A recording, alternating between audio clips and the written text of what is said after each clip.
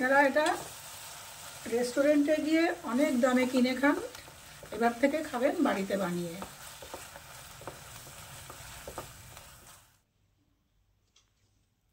সকাল সকাল নিয়ে এসছে মেথি শাক। এবার মেথি শাকগুলো এই খালি এই কচি ডাঁটাগুলো আমি তুলে নেব, ভেঙে নেবো এরকম করে। কড়াই বসিয়ে দিয়েছি, দিয়ে দিচ্ছি সর্ষের তেল অল্প করে। এই রান্নাটা আমি সর্ষের তেলে করব, তবে আপনারা রিফাইন্ড অয়েল বা সাদা তেলেও করতে পারেন, তবে এইসব রান্না সর্ষের তেলেই বেস্ট।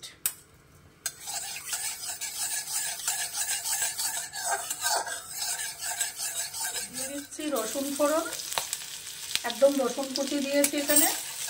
দিয়ে এই মেথি শাকটা আমি এর মধ্যে দিয়ে দিচ্ছি।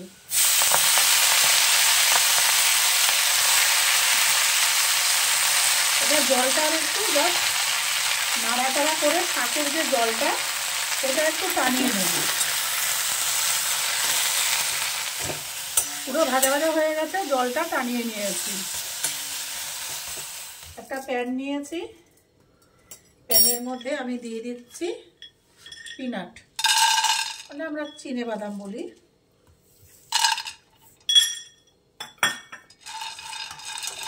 আচ্ছা, এর মধ্যে একসাথে দিয়ে দেবো কিছুটা সাদা তিল, 2 চামচ মতো সাদা তিল দিয়ে আমি এটাকে হালকা রোস্ট করব। এবারে আমি এর মধ্যে দিয়ে দিচ্ছি বড় চামচের 1 চামচ মতন চানার বেসন। আর আপনাদের যদি ভাজা ছোলা থাকে সেই ছোলা দিতে পারেন, আমার কাছে ভাজা ছোলা নেই, সেই জন্য দিয়ে দিলাম চানার বেসন। এগুলোকে ভেজে ড্রাই রোস্ট করে আমি কি করব, এগুলো একটু জল দিয়ে আমি পেস্ট করে রাখবো। আবার দিয়ে দিচ্ছি প্যানে 2 চামচ মতো একটু সর্ষের তেল। তেল গরম হওয়ার পর দিয়ে দেবো রসুন কুচি। রসুন কুচিটা একটু ভাজা করার পর দিয়ে দেবো পেঁয়াজ, দিয়ে পেঁয়াজটা একটু ভাজা ভাজা করব। দিয়ে দিচ্ছি আদা কুচি, এটাও কিছুক্ষণ ভাজা ভাজা করব। দেবো একটা টমেটো পেস্ট, এটাকেও কষিয়ে নেব। দেব পরিমাণ অনুযায়ী, স্বাদ অনুযায়ী লবণ, হলুদ,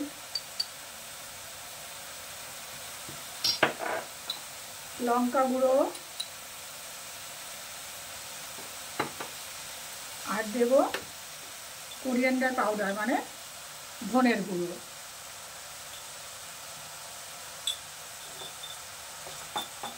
এটাকে ভালো করে এবারে কষিয়ে নেব। মশলা কষানো হয়ে গেছে, তেল বেরিয়ে গেছে। এবার দিয়ে দিচ্ছি এই ভেজে রাখা মেথি শাকটা।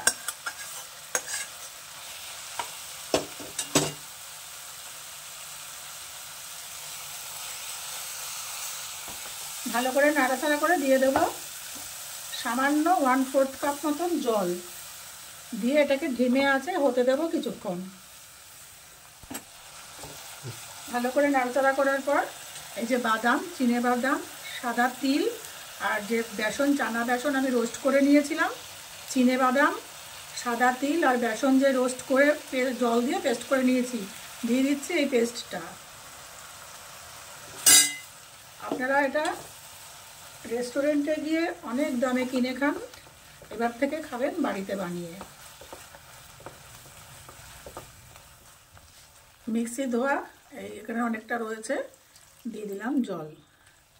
এবার এটাকে ধিমে আছে আমি ক্রমাগত নাড়িয়ে যাবো, নাহলে এখানে বাদাম আছে তো, বাদাম, তিল, বেসন আছে, তলা লেগে যাবে। সমানে এটাকে নাড়িয়ে যেতে হবে।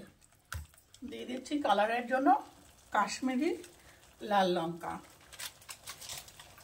আর একটু নাড়াচাড়া করবো, একদম ধিমে আছে। এরপর এখানে দিয়ে দেবো মাখন আর ধনে পাতা।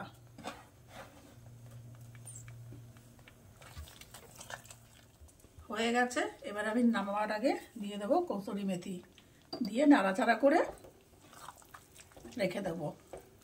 এটা আপনারা পরোটা, লুচি, রুটি, সাদা ভাত যে কোনো কিছু দিয়ে খাবেন।